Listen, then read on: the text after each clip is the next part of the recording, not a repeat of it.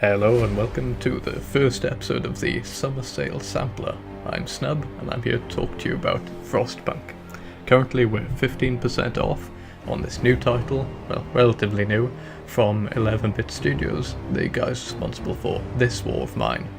It's a near future kind of game, set in a setting where the sun is not working right anymore, everything's frozen, and you take control of the last city on Earth, or as far as you're aware, the last city. So let's just jump right into the game. We're going to have some gameplay going in the background. It's me playing the second scenario in the game, and first thing that's going to strike you is just the art style of this game. It's really bleak, it's cold, we're talking about a palette of whites and blues and greys. Really drives home the isolationist kind of feeling that you want to have, and the general sense of hopelessness. And I think that plays really well into the themes of the game. It's very much like This War of Mine, where we're talking about whether or not you're willing to sacrifice your humanity to ensure that you survive. What is worth survival, and how far you as a person are willing to go. Next thing you're going to notice about this game is the sound design. It's very understated, it's very quiet, and it really helps to fill into the kind of themes of the game. You're not going to be seeing any strong, pounding bass lines or anything like this, just a gentle, somber violin at all times. It really helps to get you in the mood for what you're going to be dealing with, because ultimately what you can be dealing with is a story of human suffering and generally human loss, and how people deal with it through time. And you notice I've pretty much only talked about the surface level of the game so far, just the art and the sound and the themes. And the reason I wanted to focus on a bit is just because it really gives you a cohesive whole of the game. The entire game focuses very comfortably in its chosen genre, Every element of it is really well tuned to get these themes across to you, and it really helps you in spending time enjoying the game the way it's meant to be played, as opposed to losing yourself in a pursuit of mechanical enjoyment, like just trying to optimize your town and so forth. It's not that that's not present, but it really helps keep you a bit more grounded in the setting, as opposed to getting very disjointed. However, with that being said, I think it is time to get into the game mechanics, the actual meat of this game. So it is a city builder, you're going to, there's a lot of them in the genre, your Tropicos, your old style Caesars, SimCity, etc.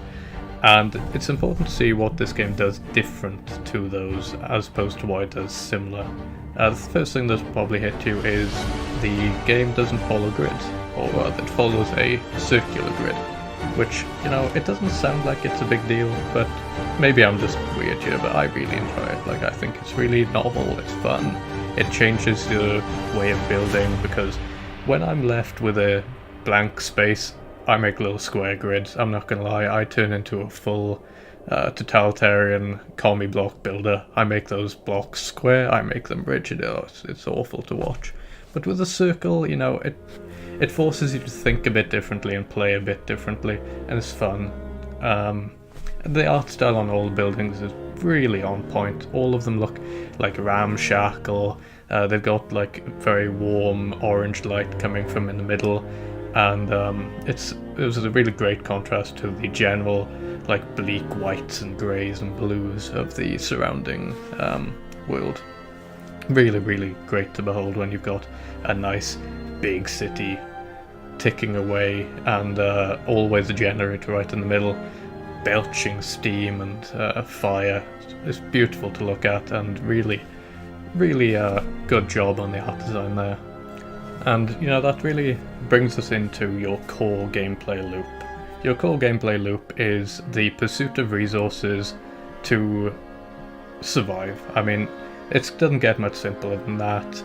You need to keep the generator going so you don't fail and die. You need to continue advancing technologically, because as the days get colder, just sitting by the generator isn't going to cut it.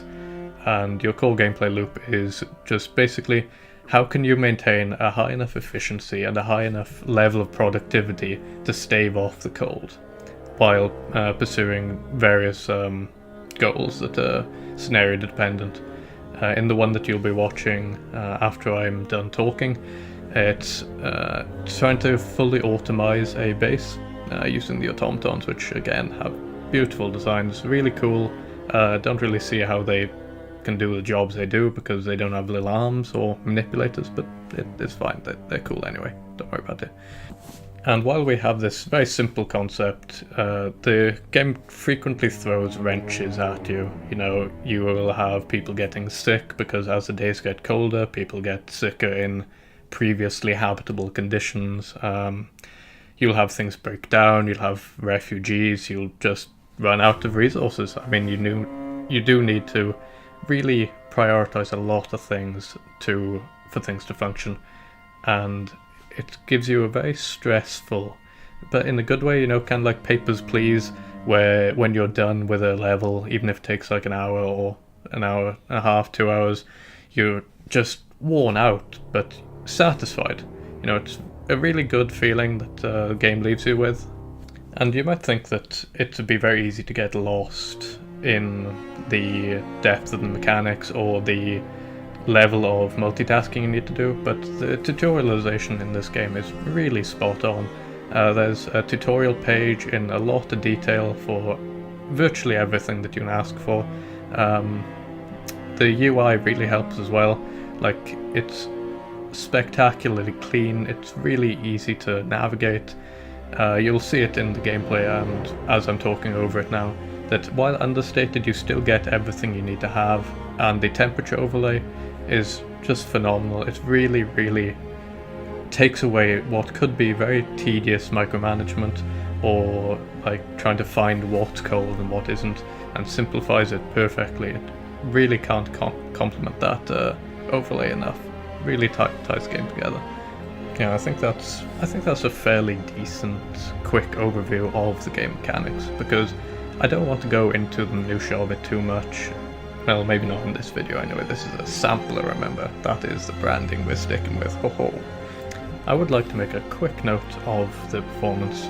For a game of this type and how it looks, it does have slightly steeper system requirements than you would expect. I'm not sure if that's the engine it's running on, or maybe there's just more going on under the hood than I'm thinking of, but either way, I think it's something that I would be remiss in not mentioning to people. So with all that gushing out of the way, and I've talked about the positives of this game a little bit more than I was probably intending to, but I think I should just get briefly into the negatives, and I do want to mention that these are nitpicks as much as anything, because this is a fairly limited game in scope, but what's there is really well polished and really well executed. Like I said, it's a remarkably cohesive game, but there are still a couple of negatives. Firstly, the hotkeys in this kind of game, very odd, very like strange layout. You know, there's a fairly standard set of hotkeys that you'd expect for one of these city builders, typically to do with like time controls, you know, how fast you want the game to play, and they don't seem to be there in this game. It's one is like normal speed, and 3 is 2 times speed, and then 3 times speed it does not appear to have a hotkey. Maybe I'm just retarded, but I don't know. Another thing is, you can see the seams on this game a little bit when it comes to budget. Typically, there's 2 cutscenes I can think of, no, 3, sorry, but they all have the same core, is when you get refugees into your colony, they reuse the same cutscene really often, and for a game which has such a beautiful and consistent art style, it does stick out that the cutscenes are replayed more than it would in a less polished game. And it's such a nitpick, but it did stick out to me, and you know, I figured I may as well mention it just so people can see how much you have to reach just to get for some negatives in this thing. One actual real criticism though is this game came out in April, so we're coming up to 3 months past release, and the new content coming into this game is really slower than you'd expect. It seems like it would be quite quick to be able to make new scenarios for this game, given how much you can reuse blocks and replace them, and just mix things up very gently with what seems like fairly limited moving pieces. But for whatever reason, in the last 3 months all we've had is a new difficulty setting and a few difficulty patches. I don't know, maybe they don't plan to expand on it the same way as this War of Mine, which had a lot of new content, a lot of different content. Well, they're fairly slow now that I think about it. Maybe it's just something to do with the devs. Maybe they like to try and make something more mirror polished before they put it out. I don't know, it's not really for me to comment on that, but it is something for you to possibly notice if you're going into this game.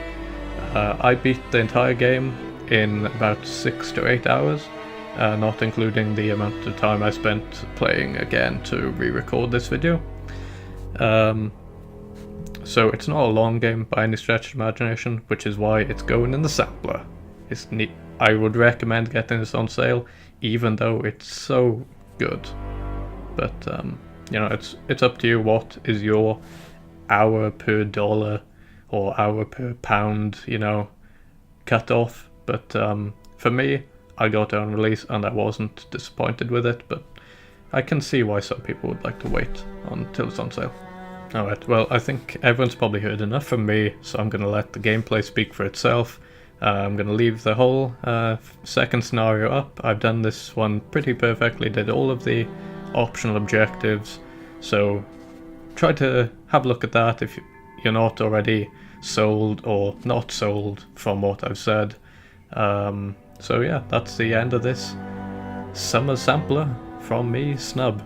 I hope you found this informative, maybe even enjoyable, and tune in next time for the next summer sampler. And you know, this probably goes without saying, but I'd greatly appreciate it if you would subscribe to this channel, share the video, even just like or comment it, anything that you feel that you would enjoy doing. I hope you enjoy watching the rest of the scenario. Thank you.